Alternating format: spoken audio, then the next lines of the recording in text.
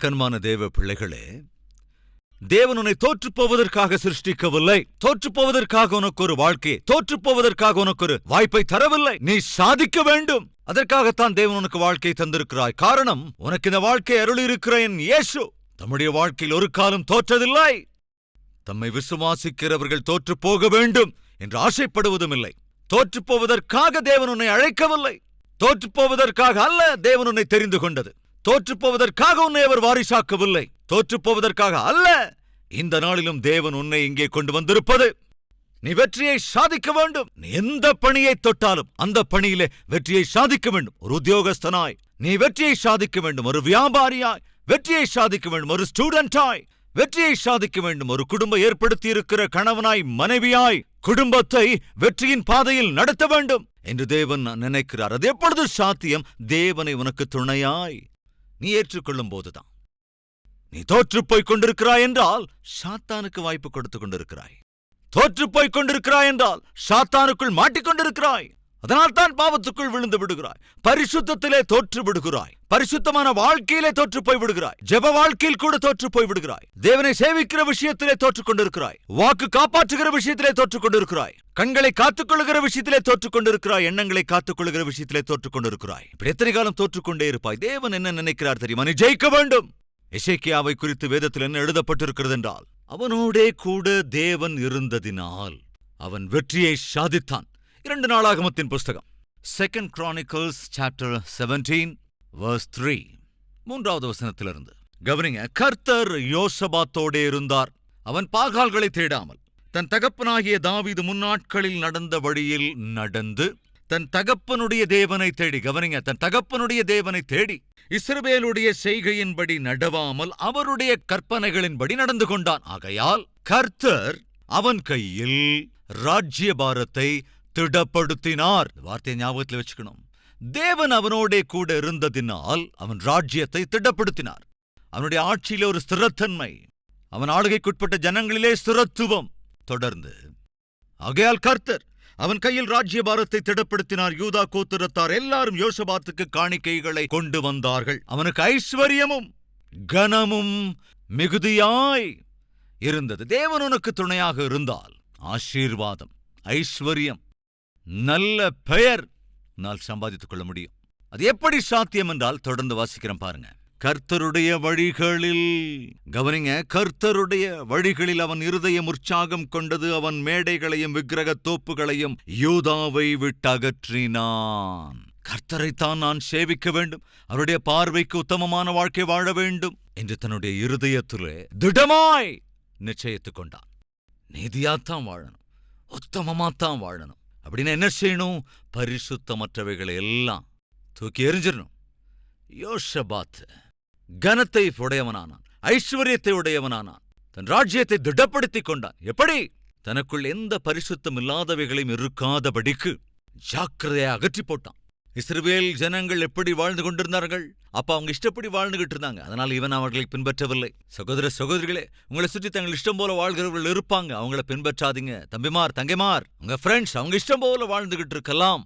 பாவத்தின் மார்க்கத்தில் போய் கொண்டிருக்கலாம். குடிக்கணும், புசிக்கணும், இஷ்டம் போல வாழணும், பப்புக்கு போகணும், கிளப்புக்கு போகணும், என்னென்னமோ செய்யணும் என்று உன்னோட ஃப்ரெண்ட்ஸ் உன்னை டிஸ்டர்ப் பண்ணலாம். என் மகனே, துன்மார்க்கர் உன்னை பாவம் செய்வதற்கு வற்புறுத்துகிற போது ஒத்துக்கொள்ளாதே.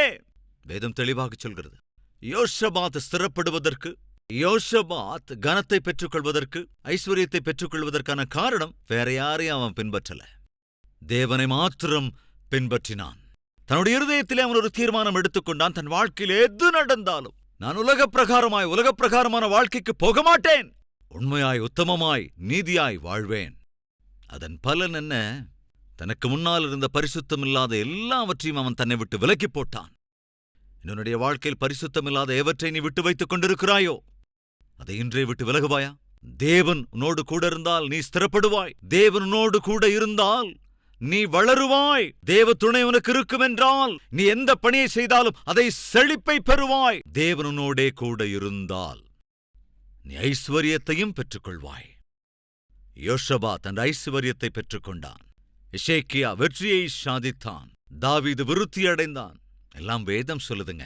தேவனுடைய சந்நிதியிலே, அதாவது அவருடைய துணையை யார் பெற்றிருக்கிறார்களோ, அது எப்பேற்பட்ட ஏழையாக இருந்தாலும், எப்பேற்பட்ட ஏழ்மை நிலையில் இருந்தாலும் அவர்கள் சந்தோஷமாய் வாழ முடியும், சுகமாய் வாழ முடியும். உங்களில் எத்தனை பேர் அதை விரும்புகிறீர்கள்? ஐயா, என்னுடைய வாழ்க்கையிலே ஸ்திரத்தன்மை இல்லாமல் போனதற்கு, நான் செய்கிற எந்த வேலையும் வாய்க்காமல் போவதற்கு, நான் வாழ்வில் முன்னேறாமல் இருப்பதற்கு, வெற்றியை சாதிக்காமல் இருப்பதற்கு காரணம் தேவன் எனக்கு துணையாக இல்லை.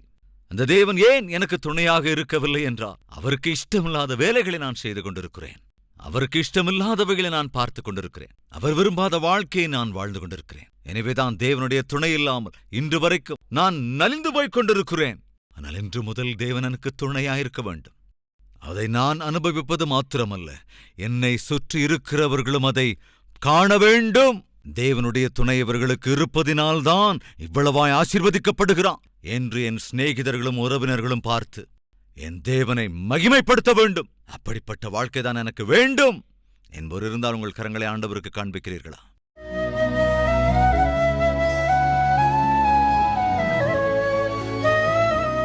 மகா பரிசுத்தம் நிறைந்த எங்கள் பிதாவே, நீர் துணையாக இருந்தால் அது எவ்வளவு ஆசீர்வாதம்.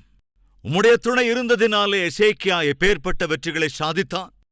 உம்முடைய துணை இருந்ததினாலே யோசபாத்தின் ராஜ்யம் எப்படி திடப்படுத்தப்பட்டது.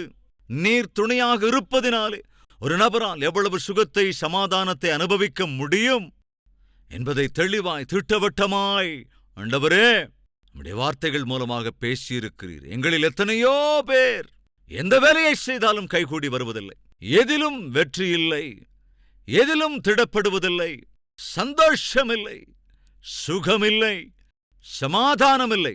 காரணம் என்ன? உம்முடைய துணை இல்லாததுதான் காரணம். நீர் விரும்பாத காரியங்களை செய்வதுதான். உலகப் பிரகாரமாய் வாழ்ந்து உலகப் பிரகாரமானவர்களை பின்பற்றுவதனாலே யோசபாத் உலகத்தை பின்பற்றாமல், உலகத்தாரை பின்பற்றாமல், தன்னை சுற்றியிருந்த பரிசுத்தமில்லாத எல்லாவற்றையும் விலக்கி தன்னுடைய இருதயத்தை நீதியாய், உண்மையாய், உத்தமமாய் வாழ அவன் அர்ப்பணித்துக் கொண்டதினால்தான் அவன் வெற்றியை சாதித்தான். ஆண்டவரே, யோசபாத்தை போல உத்தமமாக வாழ்வதை, நீதியாக வாழ்வதை, உம்முடைய வழியில் நடப்பதை, பரிசுத்தமற்ற எதற்கும் எங்கள் வாழ்வில் இடம் தராமல் உம்மை பின்பற்றினால், உம்மையை விசுவாசித்தால் ஐஸ்வர்யத்தையும், கனத்தையும், ஸ்திரத்துவத்தையும், ஆசீர்வாதத்தையும், அபிவிருத்தியையும், வெற்றிகளையும் நாங்கள் அனுபவிக்க முடியும். அப்படிப்பட்ட வாழ்க்கை எங்களுக்கு அருளுங்க ராஜா. உம்முடைய துணையோடு இருப்பதனால் பெறுகிற ஆசீர்வாதத்தை ஆண்டவரை இப்பொழுது ஒவ்வொருவரும் பெற்றுக்கொள்கிற கிருபையிட வேண்டும் என்றும் இயேசு கிறிஸ்துவின் நாமத்தில் வேண்டிக் கொள்கிறோம் பிதாவே, ஆமென். இந்த சுருக்கமான செய்தி உங்களுக்கு ஆசீர்வாதமாக இருந்திருக்கும் என்றால் லைக் செய்யுங்கள், அதேபோல சப்ஸ்கிரைப் செய்யுங்கள், அதோடு கூட கமெண்ட் போடுங்கள், 10 பேருக்கு ஷேர் பண்ணுங்கள் என்று கேட்டுக்கொண்டு விடை பெறுகின்றேன். ஷலோம்.